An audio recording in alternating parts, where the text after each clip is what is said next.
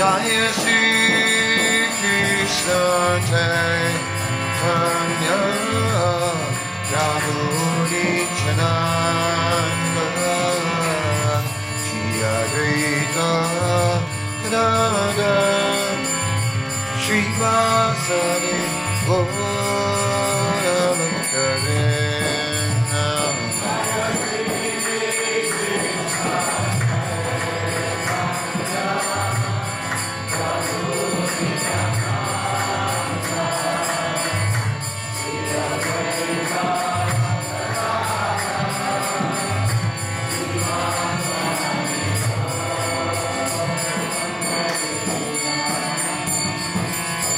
Hare Krishna, Hare Krishna, Krishna Krishna, Hare Hare, Hare Rama, Hare Rama, Rama Rama, Hare Hare.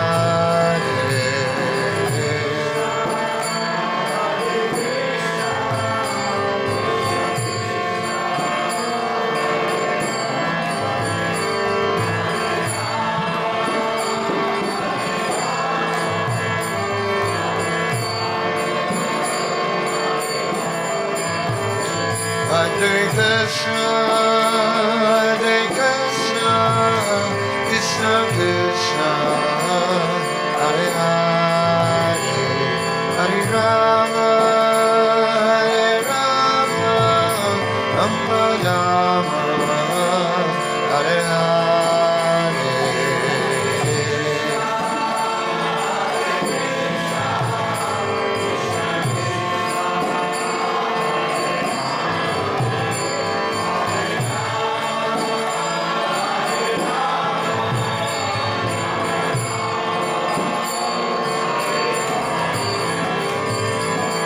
Hare Krishna, Hare Krishna, Krishna Krishna, Hare Hare, Hare Rama, Hare Rama, Rama Hare Hare.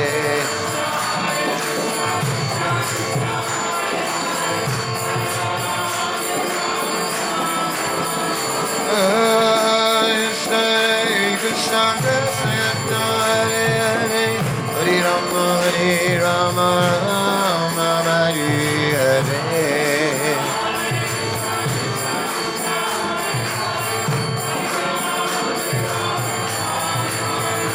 Jaya Prabhupada, Prabhupada, Prabhupada, Jaya Prabhupada.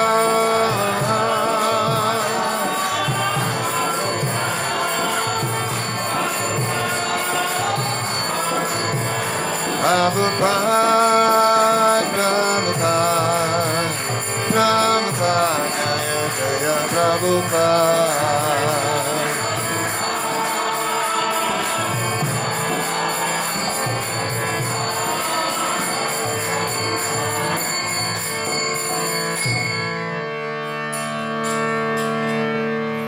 Prabhupada ki jai, ISKCON Centres Branches ki jai, Namaste Kuri Vaishnava. Om Namo Bhagavate Vasudevaya.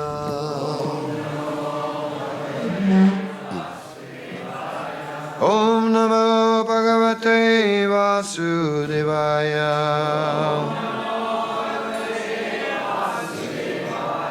Om Namo Bhagavate Vasudevaya.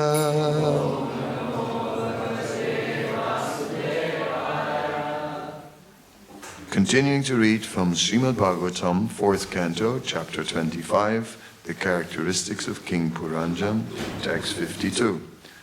Asurinam pasyadvas Tayayati Puranjana Gramakam nama visayam Durmadena samanvita Asurinama pasyadvas Tayayati Puranjana Gramakam nama visayam Durmadena samanvita.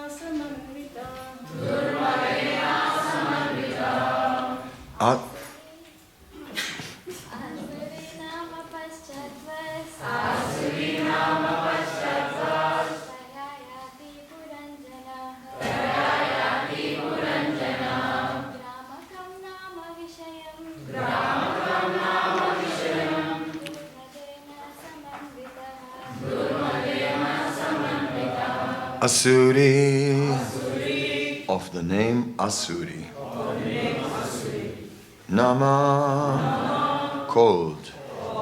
Paschat, on the western side. Dwaha, gate.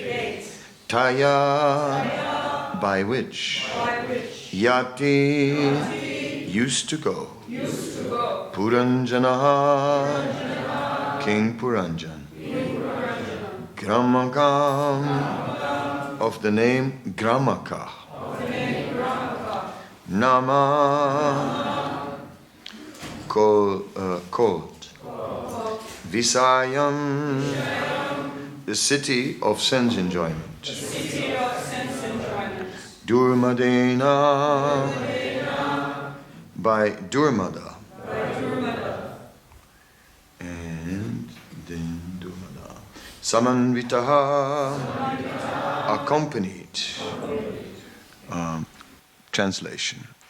On the western side was a gate named Asuri. Through that gate, King Puranjan used to go to the city of Gramaka, accompanied by his friend Durmada.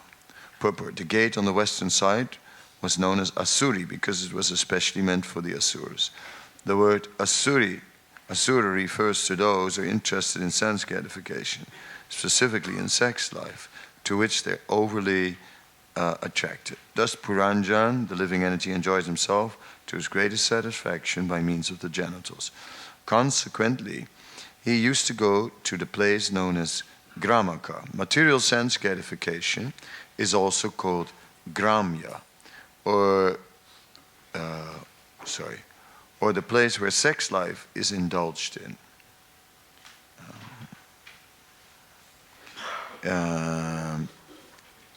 To a great extent is called Gramaka. When going to Gramaka, Puranjan used to be accompanied by his friend Durmada. The word Visaya refers to the four bodily necessities of life: eating, sleeping, mating, and defending.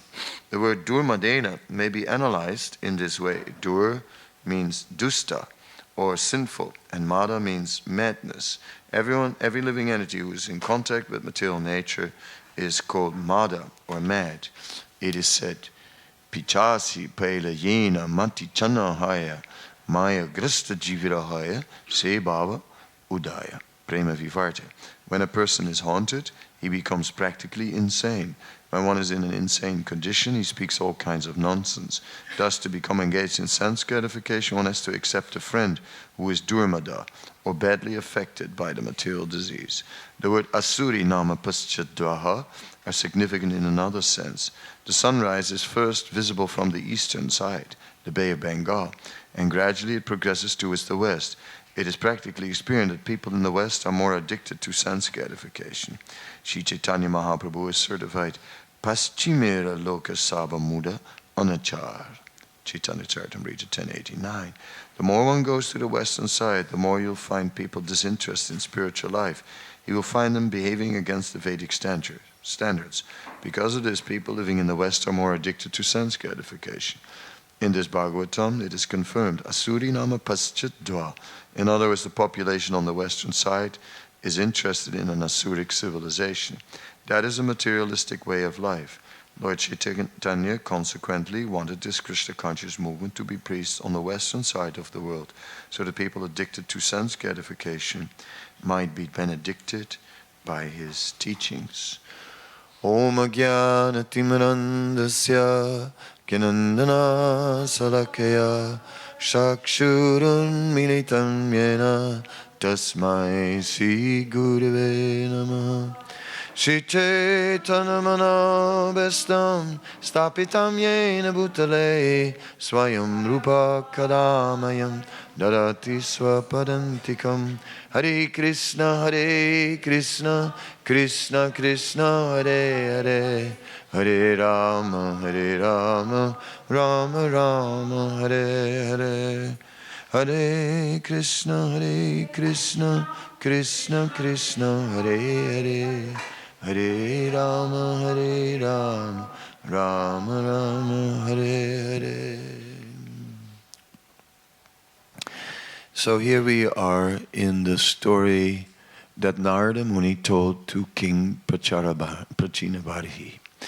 And in that story, he is speaking about Puranjan, who lives in a city of 9 gates, Now, the body is a city of 9 gates. And it is described how Puranjan resided within that city and how he's trying to enjoy. He's trying to enjoy the senses. These senses are described as various gates. The 9 holes in the body are the 9 gates. And through these 9 gates, we are interacting with the material world. So that comes out. We're seeing how the living entity in the body then is able to interact with the material energy all through these 9 gates. Then it said that, so Maharaj Puranjan, the king, would go to the gates, to different gates. In the last few days, the ears were discussed, and it was said that the left ear is meant for hearing higher sound vibration, the right ear for hearing lower sound vibration.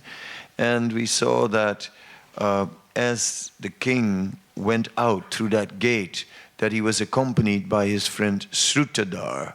So Shrutadhar basically means to contain what has been heard, to remember, in other words, what has been heard.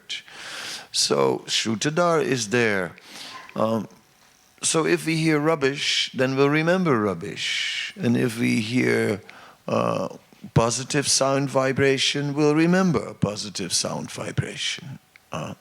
We could also discuss politics here this morning.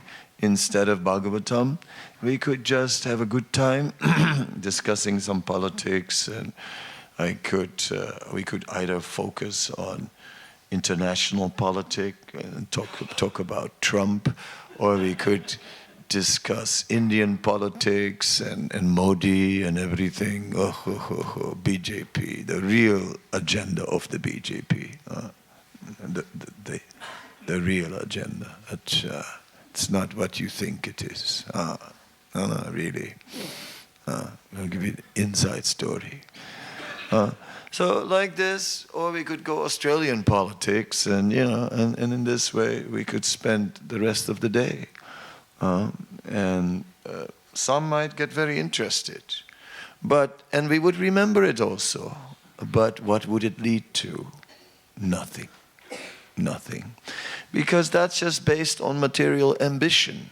And it said material ambition is like you throw a stone in the water and it makes rings. And these rings spread wider and wider until they disappear. So material ambition is like that, like rings spreading until they disappear into nothing. That's actually a metaphor from Shakespeare, who dealt with ambition. Anyway, today we are discussing a gate on the western side, particularly involved with for sexual activity, that gate. So that gate is known as Asuri. So it's already a name that hints of the problems that can arise with sexuality. That it can take us away from the Supreme Personality of Godhead. It is said when one goes to that gate, one is accompanied by Durmada. And Durmada, Srila Prabhupada explains it, Mada being mad, Mada. It is also in a Sanskrit dictionary further defined as drunken, being intoxicated. So it also has an intoxicating side. Intoxication makes one forget somehow or other. It's just like, and forget where we are, forget what we're doing. It's like, So that's a problem with intoxication, that it takes us away from actual the situation that we're in. And that's why you see all these, when you're driving, testing for drugs or testing for alcohol, because drunken driving is dangerous, because we are somewhere else. So not only is drunken driving dangerous, but when we get drunk, intoxicated by sense gratification, then also we are in danger, because we forget. We are enjoying, embracing, we are enjoying kissing so much that we forget everything. We forget just simply time. We forget actually, what am I doing with my life? What's happening here?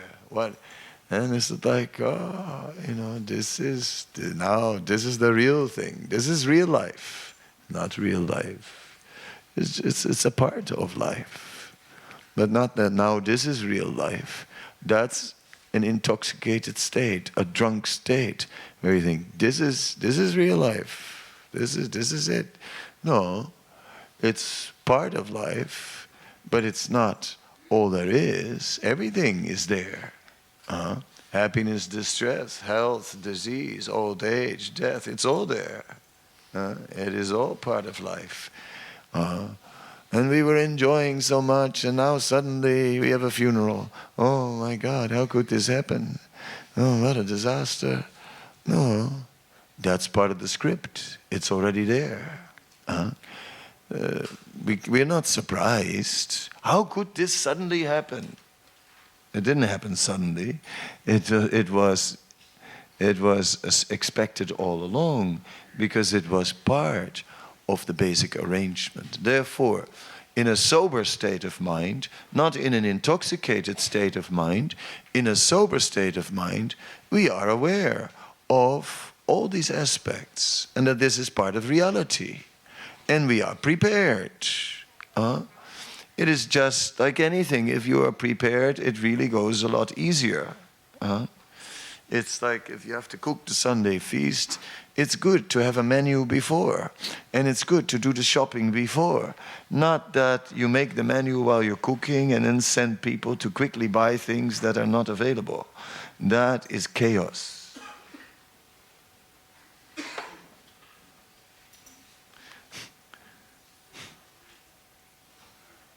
It's there. It's sitting on top of it. You'll find it. Anyway, that's chaos.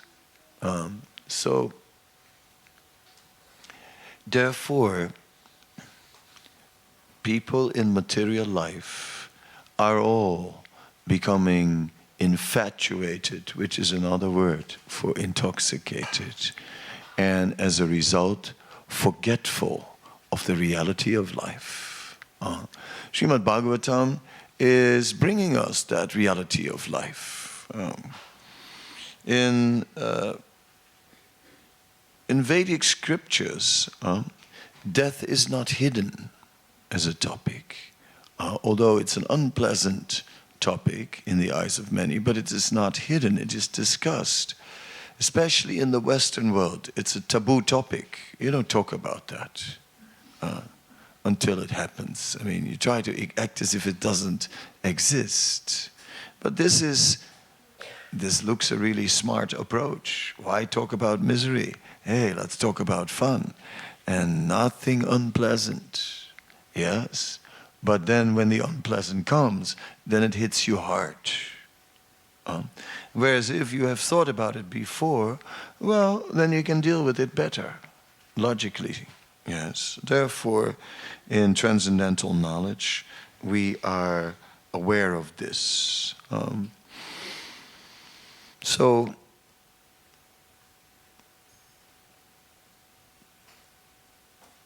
therefore, everything has a place. Everything has a place. It is natural that when we get of a certain age, that boys are attracted to girls and girls attracted to boys. That is nature. That's not not something that we deny, not something that is not, that is taboo. No, it is something, it is part of society. But how we're going to deal with this attraction? If there is just, if we just acting in relationships without any, without anything else, then what is the result of such relationships? They're not beneficial. Therefore, in practically all civilizations of the world, right, the institution of marriage is found. And marriage then is a life of commitment. It is a long-term thing. It is about not only about short-term enjoyment, but it is also dealing with the result, children, bringing up children, and in this way, building a whole life. That's another thing. So, and there we can, their sexuality can have its place, but at the same time, it cannot be the first priority in life. There are more important things than sex. In the modern Western world, if you would say that, not everyone would agree with that. Right? A lot of people say, well, you know, I think it's the best thing there is in the world. It's the best. It's the best there is. And in India also, there are people who are acting in that way, plenty. Because now also transcendental knowledge gets lost. And the asuri bhav, the demoniac consciousness, is also now coming to the forefront. Ishwaraham aham bhogi. I am the controller. I am the enjoyer. And that is the purpose of life. Enjoy as much as you can. And we are tired of that dry philosophy. We also want to enjoy now, like everyone else in America. Yes. So that is, so India has come to that also very much. And that's why practically every Indian has some relatives in America. Right? I tell you, if you don't have relatives in America, you are not Indian. I'm sorry. All right? That's the situation. Yes. You have to have. And you have to visit them also. Yeah. Huh? Oh, I see. Yes. Yeah, so in this way, we have an embassy in the West. Right? Now here, Bhagavatam, we find a description, how Srila Prabhupada explains, just like the sun is rising in the east, and then moves towards the west, and there the sun sets. So the sun represents light, represents knowledge, and darkness represents ignorance. So when the sun sets in the Western world, it is the domain of ignorance, the domain of forgetfulness. Just no knowledge, just never thought about these things, right? And there we see, and here we are in Australia. Yeah. So of course you say, yeah, but like Australia actually from India is southeast. It's not west. No, it is west. It's like it begins, east is in India, and then you go around. So Japan and China is west. It's far west. That's the far west. It's not the far east. It's the far east. From the sun's perspective, the sun starts in India and then goes around the world and then comes all the way around. So Australia is far west. Thick ignorance, if you didn't notice. And it is true that these things are there. And these things are happening. that the modes of material nature are manifest, because the different countries in the world did not just come about by some historical development, by some historical evolution. Once upon a time, there were people, they settled in the Gangetic plain, and there they developed a culture, and some say the Aryans came in from somewhere else and they mixed with the Dravidians, and others say no, this is rubbish, because now we have archaeological evidence to prove that actually Indian culture is much older. We have discovered the Indus Valley, and there's an ancient civilization. So this whole theory that the Aryans came from somewhere else is false. Anyway, all those kind of theories are basically indicating that a culture gradually developed. And then in Europe, you had the Germanic tribes, and these Germanic tribes, they gradually developed, and they mixed with some other tribes, the Celtic tribes, and who came from Ireland, and then you got the British, a mixture of Germanic and Celtic tribes. And then on the other side you had the Germans and the Dutch and the Belgians, and they were like pure Germanic, right? Blue eyes, blonde hair, the whole thing. So like this, the whole world is divided up, and we think everything has sort of historically, gradually developed. That is rubbish. Now you learn such rubbish in school. See, not everything you learn in school is true. It's a shock. Not everything you learn on the internet is true. Not everything you Google is true. No, really. I mean, sometimes Google is wrong. Yeah. So these things are difficult to digest. It's kind of shocking, right? Sometimes Google is wrong. Oh my God. Oh my God. That's terrible. Yes. So, just that you know. Anyhow, the fact is that actually the different cultures in the different countries of the world are coming about inspired by Krishna. That they are simply already there as facilities for different souls with a different kind of mentality. So India is supposed to be Punya Bhumi. Of course, now it is Kali Yuga Punya Bhumi, right? So it's still Punya. It's still like the Punya is still there, but everything is ulta, right? Upside down, right? It's like when Mickey Mouse came for the first time to India, he was received in Delhi on the airport. Mickey came by plane, big Mickey costume, and Mickey was in India. And how was he received? With puja. They offered arati. Yeah?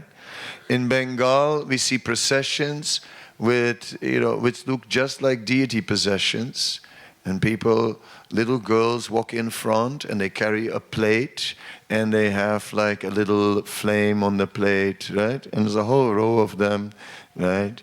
And walking like this, and behind there is a chariot, and it's nicely decorated with flower garlands, and on there is a picture of Karl Marx, because it's Bengal, it's a communist state. Huh? So like this, it's interesting how it is still Punya Bhumi, but Kali Yuga Punya Bhumi. It is all kichuri. It is all getting mixed up. Right? That's the situation, and no one knows what they do. Srila Prabhupada gives the example of the marriage party. And there's a mother, and she's making arrangements for the marriage of her daughter and everything. She's checking, everything is there. And then is fine.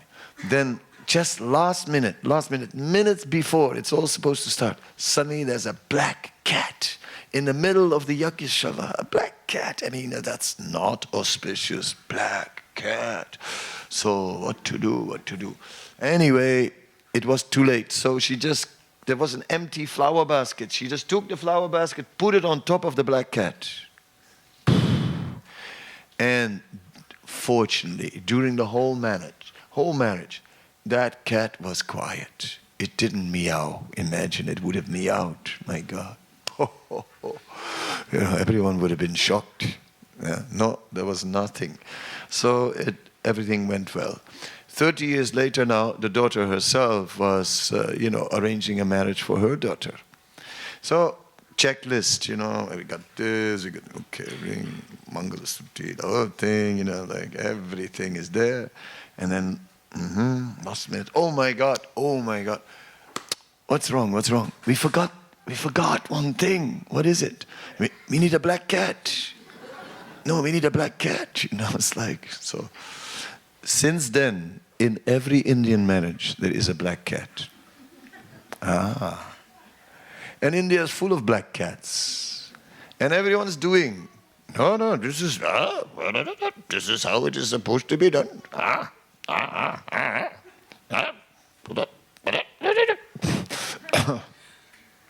Like that. But nobody knows why. And when the children ask why, that you cannot ask. That's offensive. Aparat. No, you cannot ask. And so, Kali Yug chal raha hai in Punya Bhumi. Right? In this way, Kali Yug is effectively influencing Kali Yug, influencing Punya Bhumi.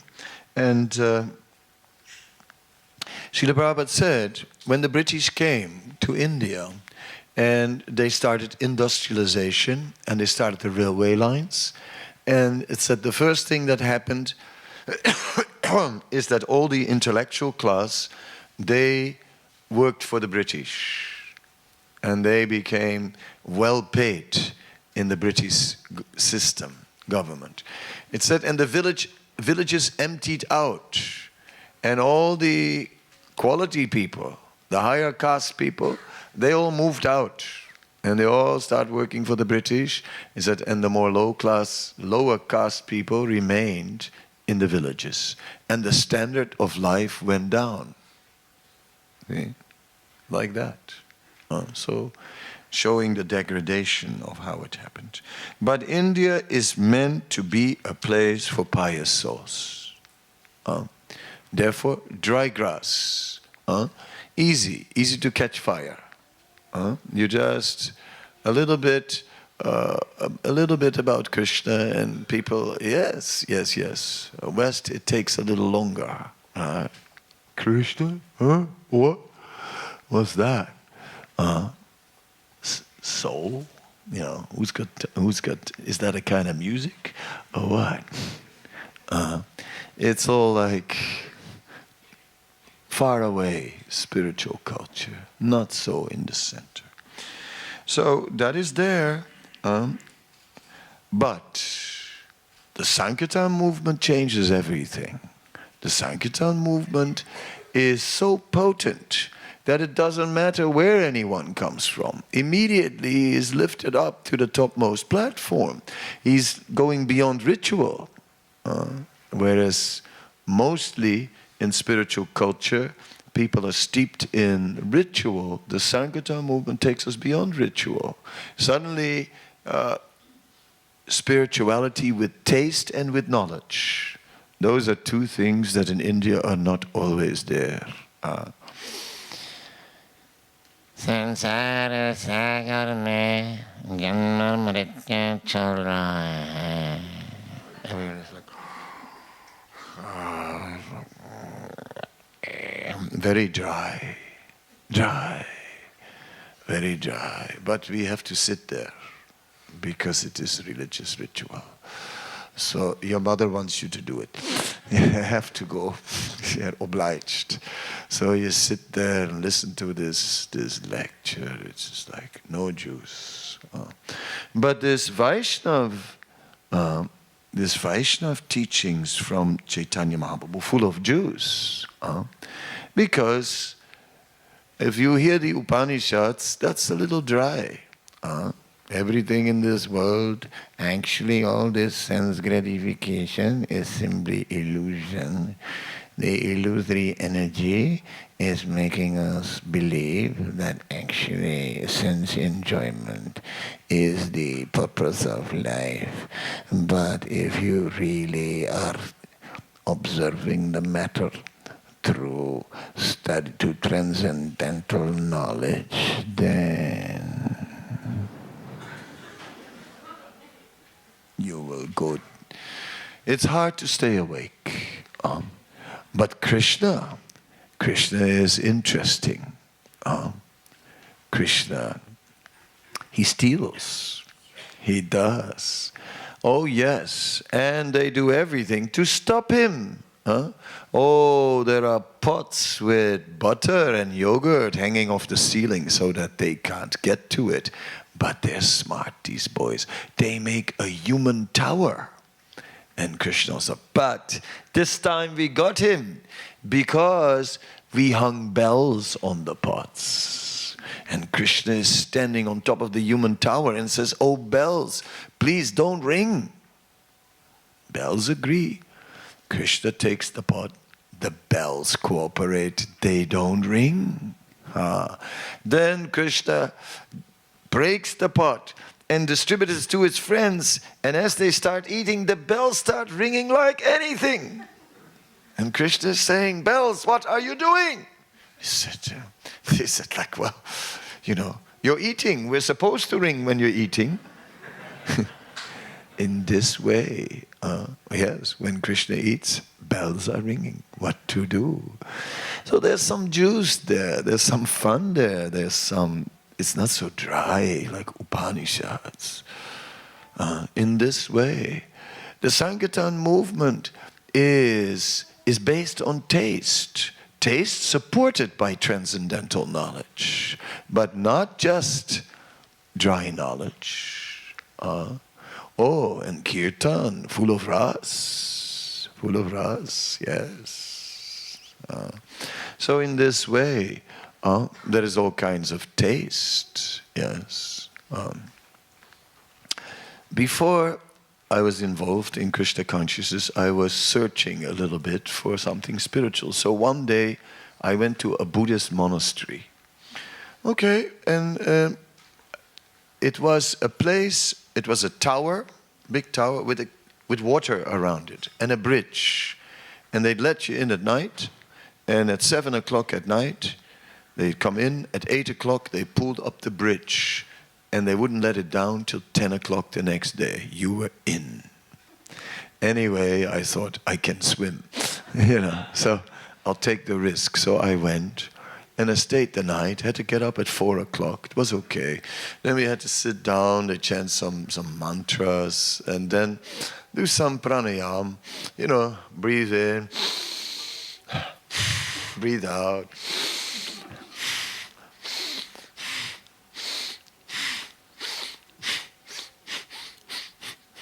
Okay, I could do that. It wasn't too bad. But then, after the whole session, it was time for breakfast. And at breakfast, they served a piece of bread this big with some salty soy paste, something like, what you call this Australian stuff? Vegemite, right? Something like Vegemite, And you got to be born into it to appreciate that. And I'm not,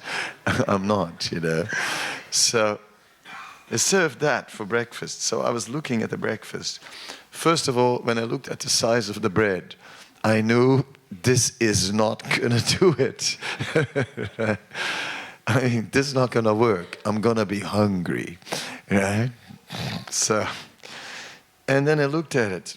And then I looked at what was on top, and I go, that's not going to do it either, that's not. So I wasn't convinced by the breakfast. And then I started to philosophically think about the breakfast. I was thinking, why?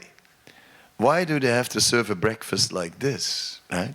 Why this process of self-denial? Why does spirituality have to be a process of self-denial? Why does it have to be unnatural? I said, no. I think that's not the path. I think the path has to be that one's nature is engaged, right? And so I was the first one waiting for the bridge. 9:45, I was standing at the bridge, you know. I couldn't wait for that bridge to go down. I said, I want to get out of here and eat something, you know, have a real breakfast. And I did. As soon as I was out there, got something more to eat. My God. Now, Krishna consciousness is not unnatural. We do recognize that there is a pure nature and an impure nature. We do recognize that part of our nature has become intoxicated by the material energy, and therefore that we have to overcome some habits that have formed. Intoxication means you get a habit. We know. Drugs, it becomes a habit. And then you have a problem. Drug problem. Alcohol, habit. Bottles hidden everywhere. You know, no one watching. Chewing peppermint so they won't smell, but we can see it. Here's Dr. G again. You have to be quiet, yes. It says smoking also. So many, we can go over the whole list if you want to in detail. Why? Is there anyone smoking here? Huh? What's that? Flower. Instead of smoking, yes. And now the new thing is this vaping stuff, right? No more smoke, vaping. And now they find out that this vaping causes a type of lung cancer which is so aggressive they can't treat it, right? Yeah, interesting. Interesting. It was the new thing, you know, not so bad, and suddenly all these people start vaping everywhere, and now that is a problem. More vicious than what was there before. So anyway, this is all due to intoxication, bad habits. So we have to break them when we come to Krishna consciousness. So that's maybe a little bit unnatural, but then it becomes, but not that we have to stop using our senses. We have a tongue. Kids like to show their tongue. It's a well-known thing, right? Yes. But the tongue is not only for showing, you know, we want something on the tongue as well. Something tasty, not a dry piece of bread with Vegemite. I'm sorry. Unless, you know, I guess when you're Aussie, Vegemite's okay. Is it even vegetarian? Yes, vegetable. Vegemite's vegetarian. There you go. Good on you. Right. I never tried it. And I'm like the way it looks doesn't look nice. You know, it doesn't look like something I would want to eat. Anyway, it also has to look nice, right? You know, it doesn't just. You have that fruit. What's it called? Dur something. Yeah, durian, which you have to get past your nose, right? And they say it tastes really, really good, but it stinks like hell. And so you have to get it past your nose, and then you taste. This is all in the mode of ignorance, right? This is like, obviously, undesirable, but it's sort of exciting, you know? It stinks so much, and then it tastes so sweet. You have to taste it, you know? Did you taste the stinky fruit? I never tasted it, forget it.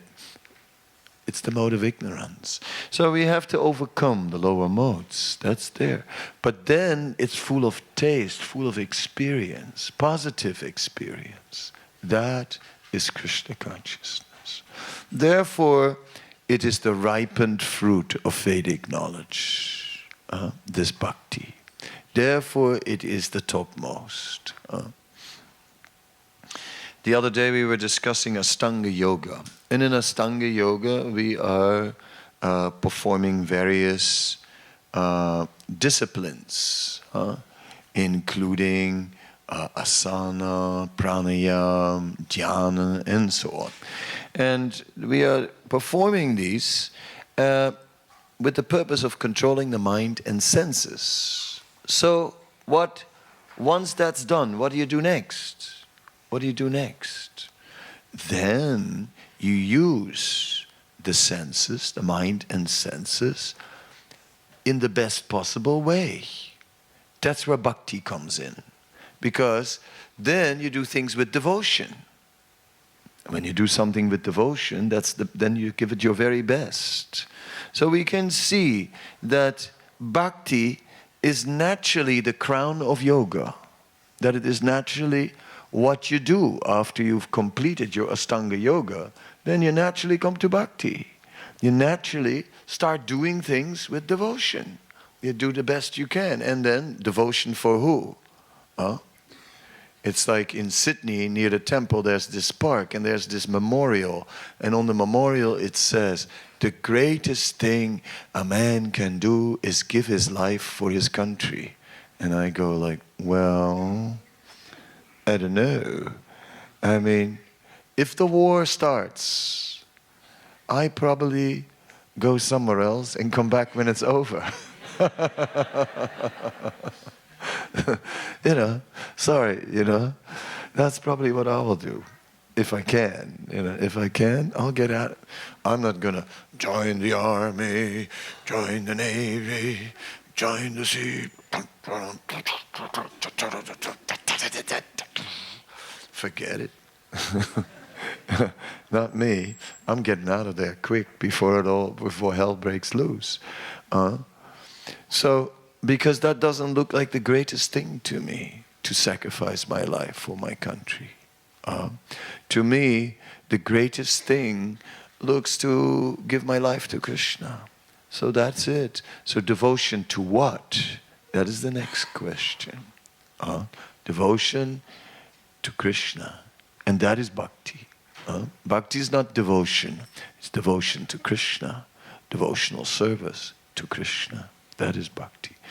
But that is the natural a natural evolution when you go through yoga is that you come to bhakti. It makes sense. So that is why we've come here, through a natural evolution.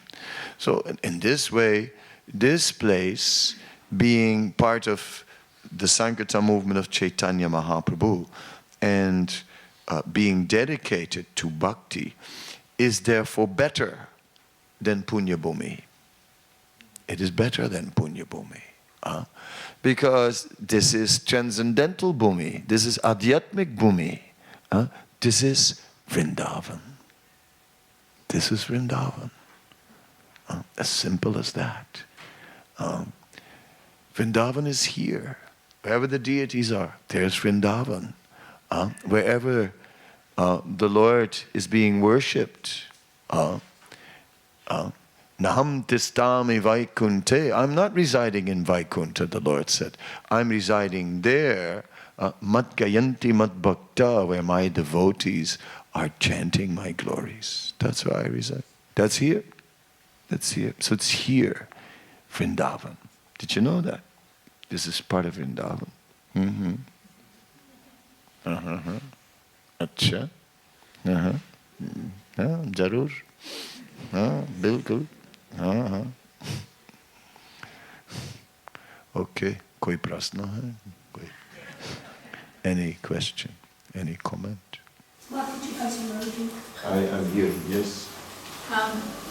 Yesterday, the same thing we were, I did the same thing. Same class every day. I was trying to contrast the point. describing how when you were there, Guruji Prabhu had taken you over the hill and said, I've seen Sham. And you're emphasizing that going to the holy town is important. And now the same point is coming, that this is Vrindavan. We keep hearing that wherever. Yeah. So, is there, for this place could be Vrindavan, is there a special, again, mercy going to the holy town, actual Vrindavan? Is there a difference still? If we have the eyes to see, then we can see that this Vrindavan and that Vrindavan is non-different. But who can see? Just like Lord Brahma, he heard Bhagavatam in Chatu Sloki, in 4 slokas. But when we hear these Chatu Sloki, we don't get the same realization as Brahma. We need to read 18,000 to get it. That's the situation. So, yes, there's no difference between the Vrindavan here, the Vrindavan there. But when we go there, there's more manifest, more visible to us. There are many, many devotees, and these devotees are all maintaining different places where Krishna performed his pastimes. We can see devotees have built many temples, many ghats, many kunjas, many kundas, so many places are there, and the devotees are all maintaining these places for other devotees. In this way, they're serving other devotees who can go there and more easily remember Krishna. Then, of course, when the final dissolution comes, then Melbourne will be no more, and this temple will also be no more. Right? But Vrindavan will still be there. Then this Vrindavan and that Vrindavan will just be the same. It will merge. So Holy Dham is eternal. Therefore, going to the Holy Dham is not an ordinary thing. It is a neglected thing. I am here particularly coming as an ambassador of the Holy Dham, because I joined Krishna consciousness in Vrindavan. And that means something. So I'm a Vrindavan devotee. You have like Sankirtan devotee, they distribute books. I'm also a Sankirtan devotee. I still sell sets of Bhagavatam today. For in case last night we had a program, I offered sets of Bhagavatam. I said I will sign the set of Bhagavatam and I'll bless your baby as well. Yes? So, you can still get a set of Bhagavatam from me today. I also have a book about Vrindavan, which I'll sell after the class and outside. But the point is, we need the maximum mercy. Vrindavan is one of the 5 principal limbs of bhakti. There are 64 limbs of bhakti. These 64 limbs help us to cultivate love of God. 5 of them are the most important, including Mathuravas, residing in the Dham. The Mahatma has a whole alphabet, right? We went through the other day. Remember A, B, C, D, and E, we solved it also. She solved it very expertly. And entry to the what? Entry to the What was A? What is A, B, C, D? Quickly, A. A is association, B is Bhagavatam, and B is Prabhupada book. Yeah. C. C is chanting, Chanting. holy name. D. D is deity worship. Deity And worship. E is the entry. Entering the Holy Dham. So these are the 5 principal limbs of bhakti. So Vrindavan should be there. Mayapur same. Very much part of our life. Prabhupada organized a festival there, and he said the devotees should go there once a year and attend the festival. Prabhupada said they should come once a year because in the Western world, one picks up some contamination and then they become purified in Vrindavan. And again, revitalized in their spiritual life. So it's a place for spiritual nourishment and rejuvenation. You must go to Vrindavan. It's one of the, when any of these 5 principal limbs of bhakti are a little bit performed, one very quickly develops love of God. If I'm here today for sitting like this as a sannyasi, it's especially from what I got from the Dhams. Somehow or other. You know, everyone has a story to tell. Well, my story is, it's through the Dham that I became like this. If you would have seen me before the Dham, we don't talk about that. I see. Following question then, how much do those 5 elements, How much? how significant are those 5 primary practices to our preaching in the West? Very essential, very important. These 5 principal limbs are very important. We see that Srila Prabhupada built the morning program around these 5, basically. Right? Or, I mean, why did he always chant Jaya Radha Madhava Kunja Bihari? That song completely invokes the presence of Vrindavan. Every day, Bhagavatam, Kirtan is there, Japa, plenty of chanting, gorgeous deity worship. Where do you see such deity worship as in these temples? They tell you in some temple, you know, in our temple, every Ekadasi we are changing the dress of the deity, and we are going, oh.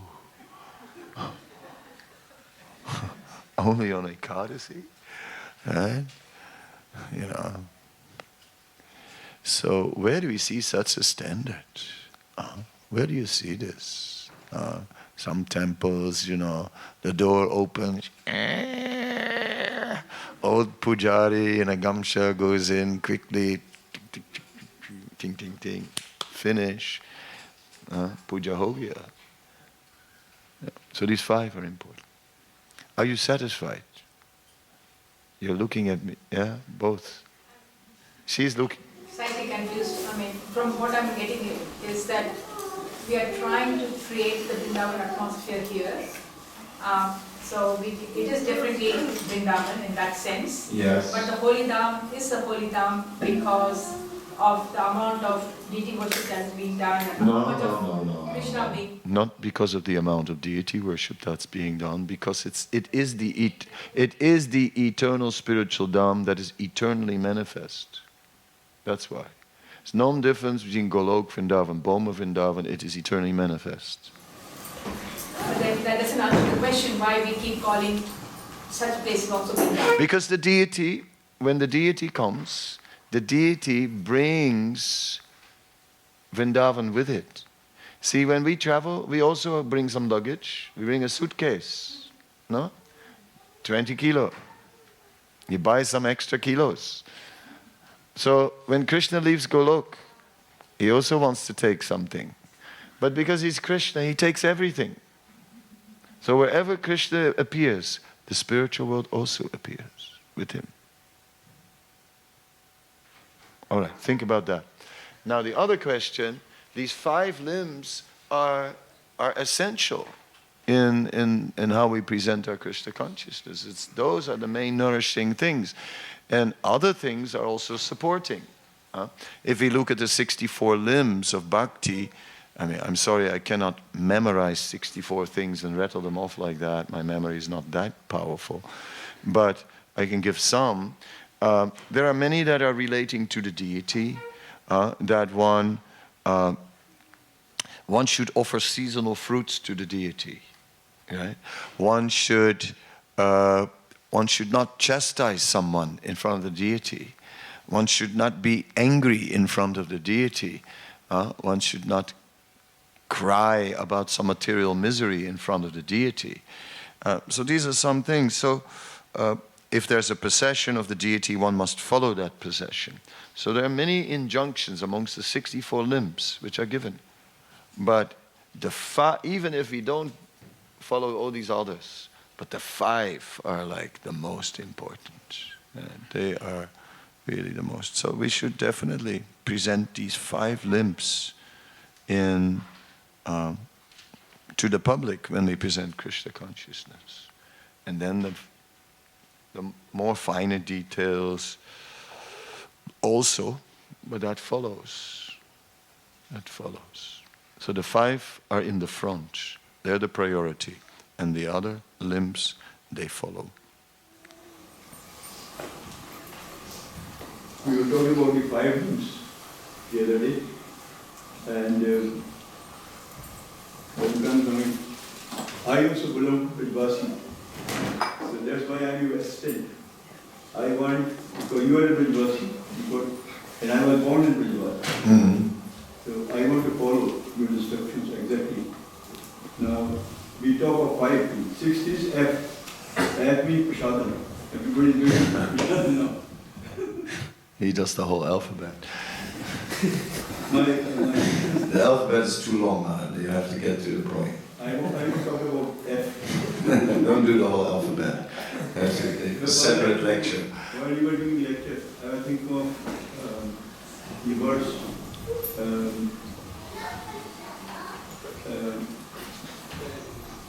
Ye yathamam prapadante tantre dhyaman. So the only comments about it. Ye yathamam prapadante tantre dhyaman. Krishna is saying. Yeah, he says, as you surrender unto me, I reward you accordingly. So that's clear. And then we see that the gopis, they acted so extraordinary that Krishna says, there's nothing in my possession that I can offer. Na parayaham. So, and we are following in the footsteps of the gopis. So we go beyond ye yatamam prabhadyante. We try to offer everything to Krishna. Everything. And then you are in Vrindavan. And only then. Because actually one cannot really be born in Vrindavan. One can only attain Vrindavan through pure devotional service. Hare Krishna. Okay, so if anyone wants to meet me outside to get some Bhagavatam or some books, I'll be there. I have books about Vrindavan actually. So it will be a pleasure. Thank you very much. And Srimad Bhagavatam ki jai.